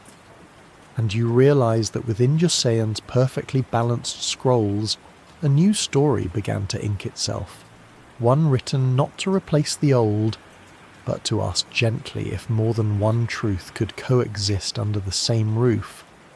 You awaken beneath the flickering light of an oil lamp in a palace chamber that feels both timeless and tremulous. The year is 1873. Joseon's palaces still stand, their wooden columns strong and straight, their roof lines sweeping like painted wings, and yet, behind these polished screens and golden embroideries, the air feels charged like the moment before a monsoon. Queen Min walks slowly through the corridor. She's young still, but her eyes do not belong to someone untested. You watch as she adjusts her robe, not out of vanity, but out of careful calculation. Every movement she makes in court is measured, every gesture deliberate. This is not the world of serene Joseon past. This is a court where reform whispers through every curtain and resistance waits behind every pillar. Chosen for marriage at just 16, Queen Min, formerly Empress Myeongsong, quickly defies expectations. She's not content with embroidery and etiquette. She reads, she listens, she plans, and slowly she builds a network of allies, scholars, ministers, even distant relatives favouring those who see a future beyond Joseon's walls. Today, she meets with reformers urging modernisation. They speak of currency reforms, of military upgrades, of foreign treaties that can no longer be avoided. She listens, nodding carefully, but her face reveals little. One man dares to suggest purchasing Western rifles. Another proposes sending students abroad. The Queen remains silent, then finally asks, "And what will we trade in return our roots?" A servant brings her a report on Japanese industrial expansion. She reads it not with fear, but with cold focus. Later that evening, she requests a new map of Asia, not one drawn by Joseon scribes, but a foreign one, with steamer routes and telegraph lines marked in red ink. "Bring me the world as it moves," she says. A charming yet little-known habit, Queen Min is said to have favoured fragrant herbal teas blended personally by her attendants. These included chrysanthemum, dried jujube, and in stressful moments, ginger with a touch of sea salt. One court lady recorded in a diary that the Queen would sip slowly before any major decision, as though drawing strength from something older than politics. And yet, even as she steps into this age of modern tension, she is met with deep resistance from within the court, and even within her own family, the Daewongun. Her father-in-law and a champion of strict Confucian values opposes her at nearly every turn.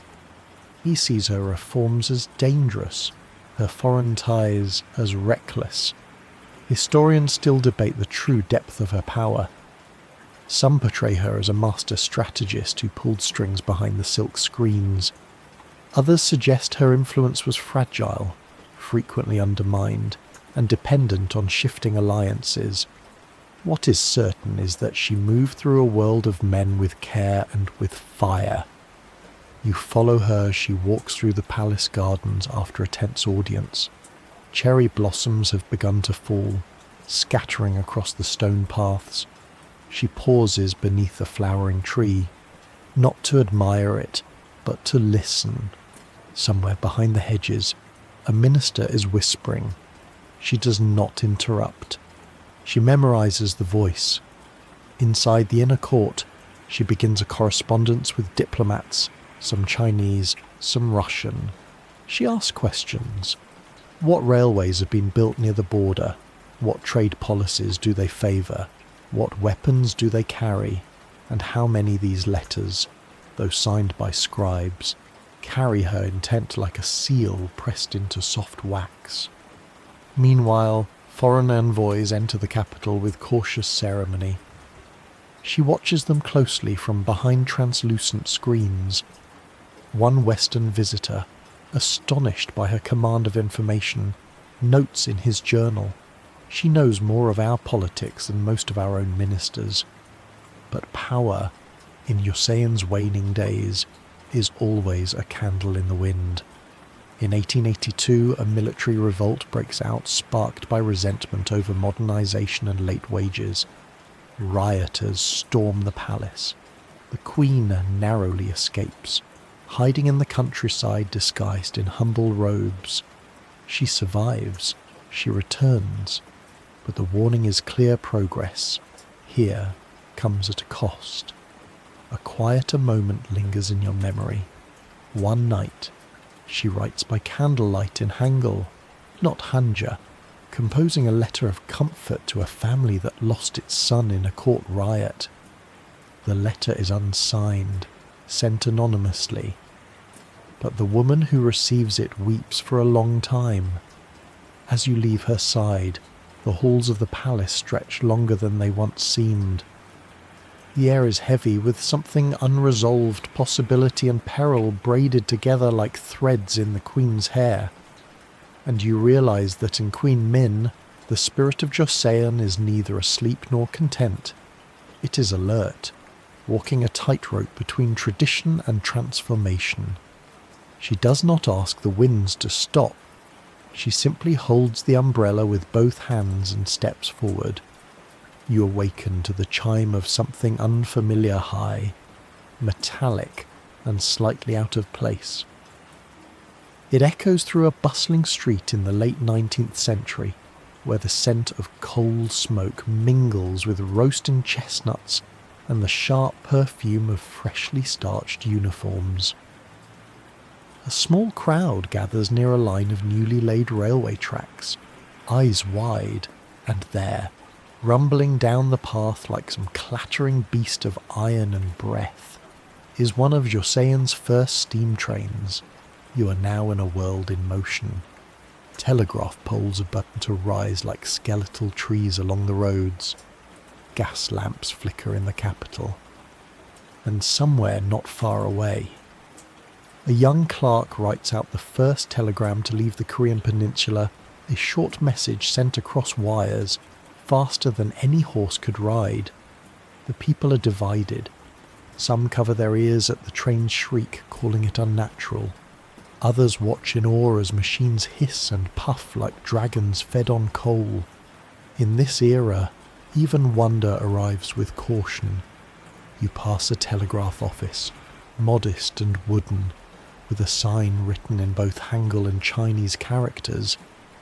Inside, 2 teenage boys are learning Morse code from a Japanese technician. One boy smiles and says, "It's like listening to rain from across the sea." The technician laughs but says nothing. Politics, here, hums beneath every click. Outside, in a quiet garden, an elderly Confucian teacher reads a translated science text. He pauses, sighs, and gently marks out a passage with his brush. Too much change and too few syllables, he says. Yet even he does not dismiss the text. He folds it and keeps it. One charming little-known adaptation early street lamps in Hanyang were so strange to some residents that a few families refused to walk beneath them at night. Too much light steals the moon's job, one elder reportedly muttered. Still, within a decade, more streets glowed each evening. You enter a classroom where children study geography from new maps printed in Japan and Europe. Korea is still there, but now smaller, crowded between expanding neighbours. One girl raises her hand and asks why the East Sea is labelled differently. The teacher hesitates, then says, "Maps are drawn by ships, not by truth." Historians continue to debate this moment. Was Joseon swept into modernization too late, or merely too gently? Some say the court resisted change until change arrived with boots and treaties. Others argue that Joseon embraced reform selectively, cautiously, balancing its values with the shifting world around it. The record is mixed, like the city's rooftops, some tiled, some sheet metal, all touched by foreign weather. In the court, the King Sejong begins to wear Western-style suits beneath his royal robes.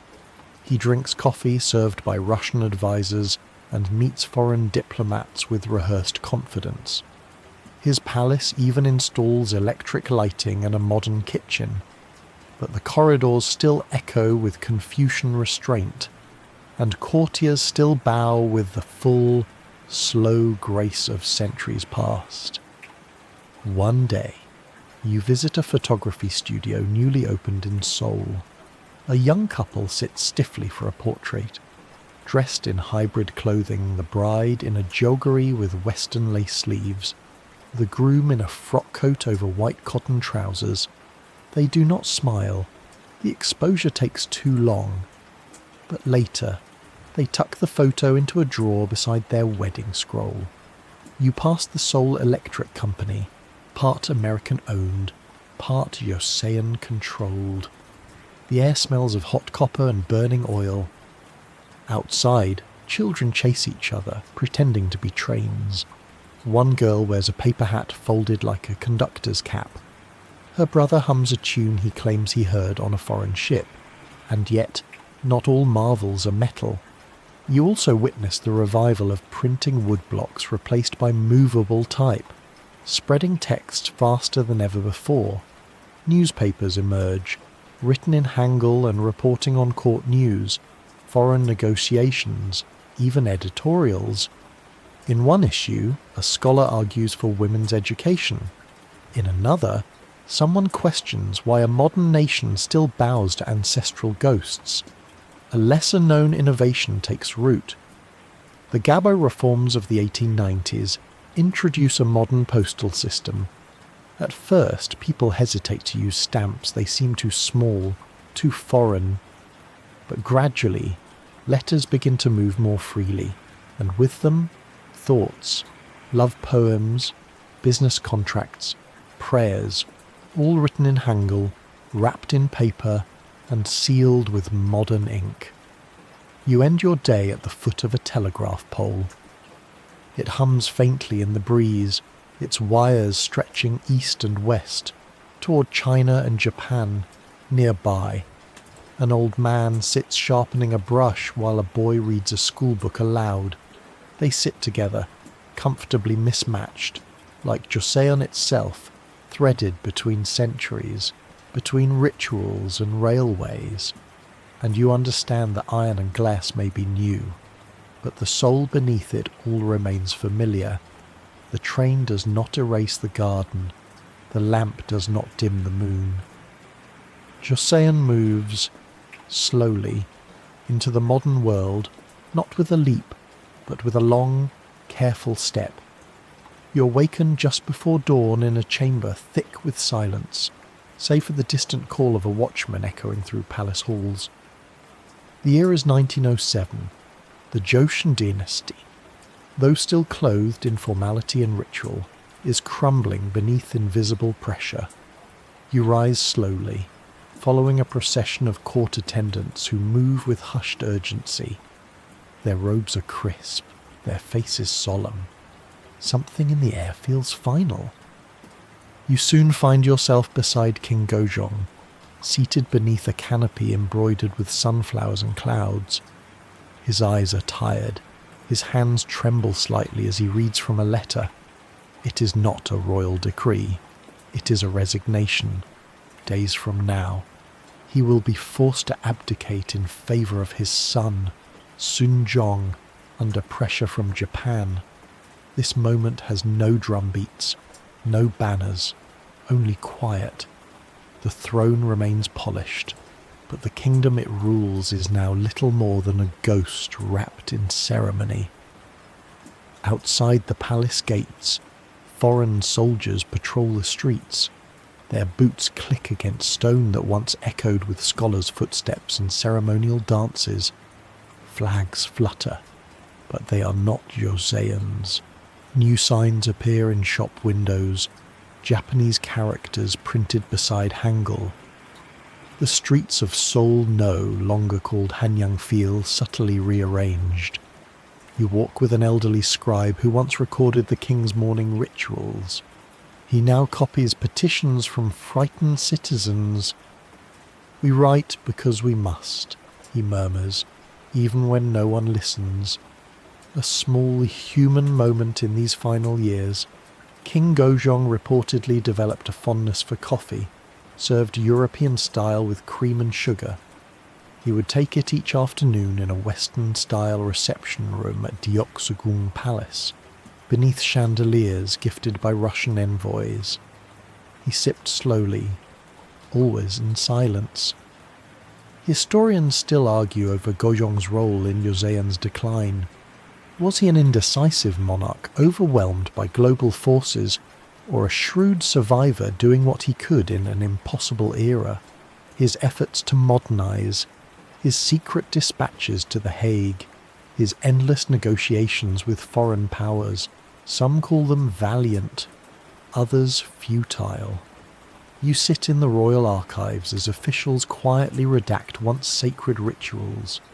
The Gukjo or Yui, the ceremonial codes of the state, are no longer followed with the same gravity.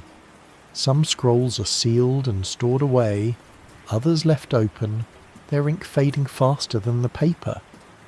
One young clerk, too young to remember Joseon's height, copies a ritual passage by candlelight. When asked why, he says, "Someone must remember the way we bowed." Meanwhile, the crown prince, now King Sejong, takes the throne, but not the power. He wears the robes, performs the rites, but speaks rarely. The world moves around him. Railways expand. Japanese advisors fill court positions. Treaties are signed, some quietly, some at gunpoint. You pass through a school where children are now taught in Japanese.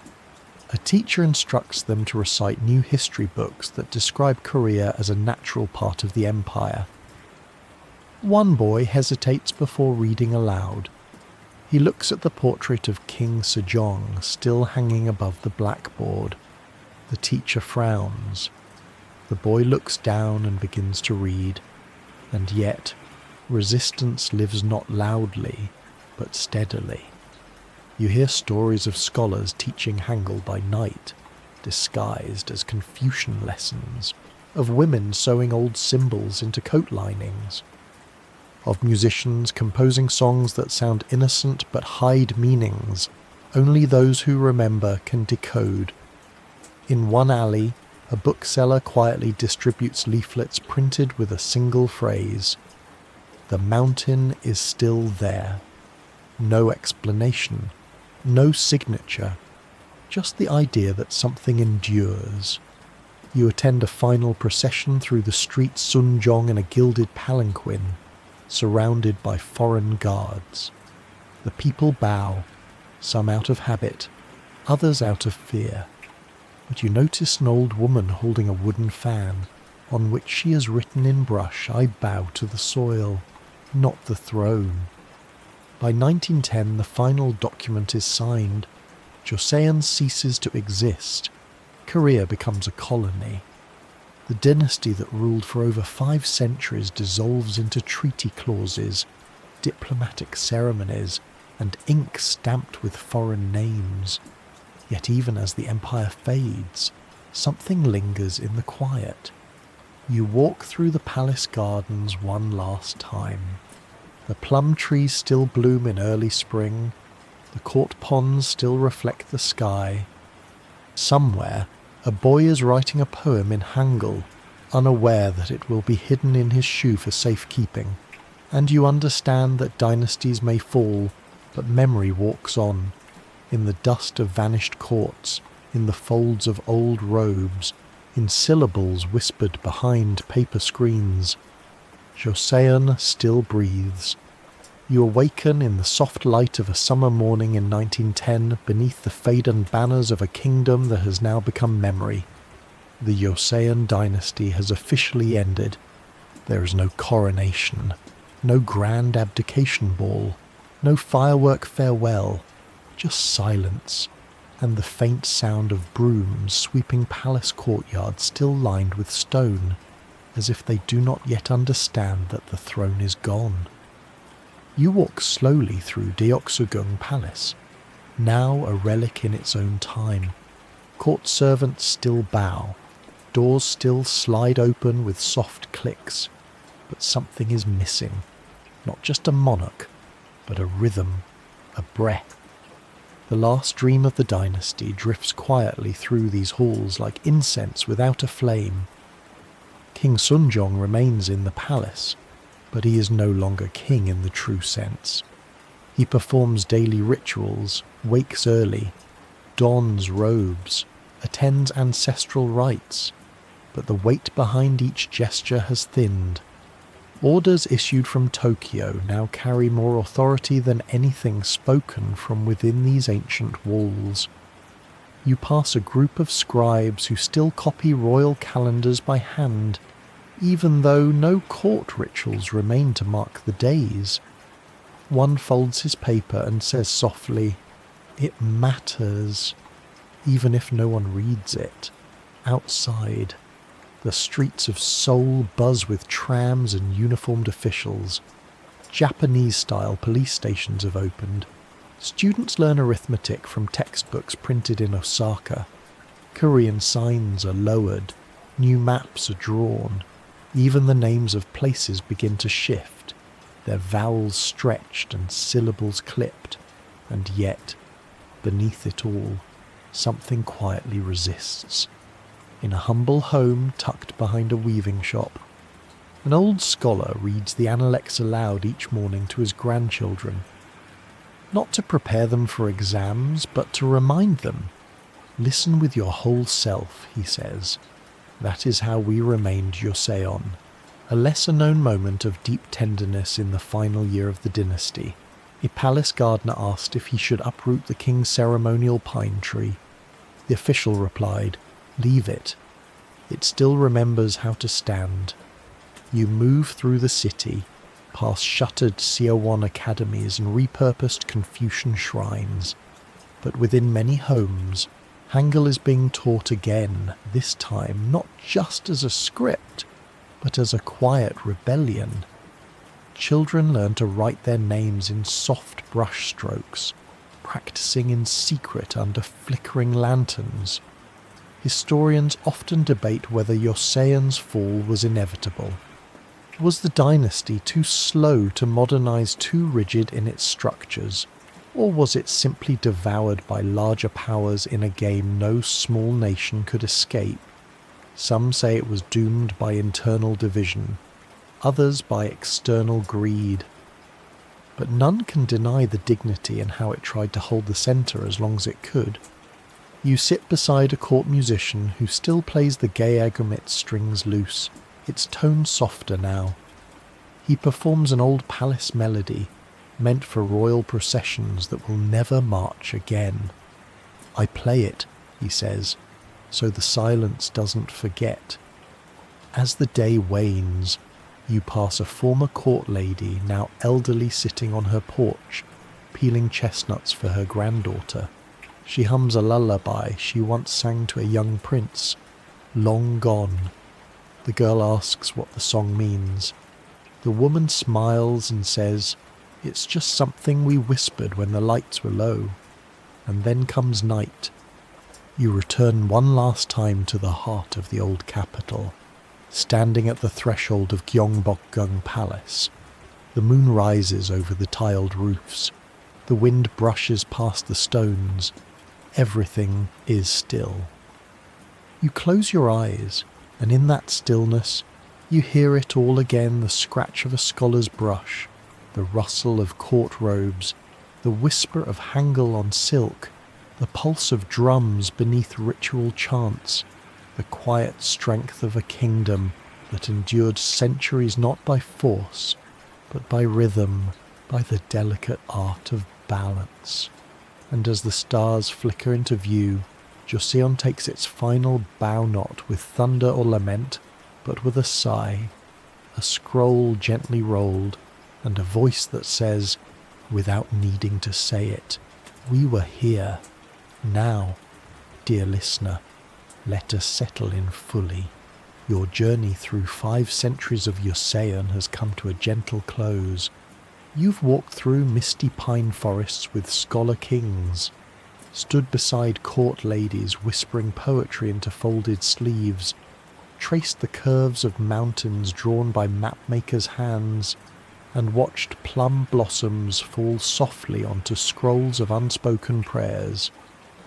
In the stillness that follows this long history, allow your breath to soften. Let the tension melt from your brow. Let your shoulders drop. Feel the weight of the day float away like ink dissolving in water. You've travelled across time not to witness battles or kingship in its loudest form, but to rest within the quieter truth of a people who honoured ritual, language, balance, and endurance.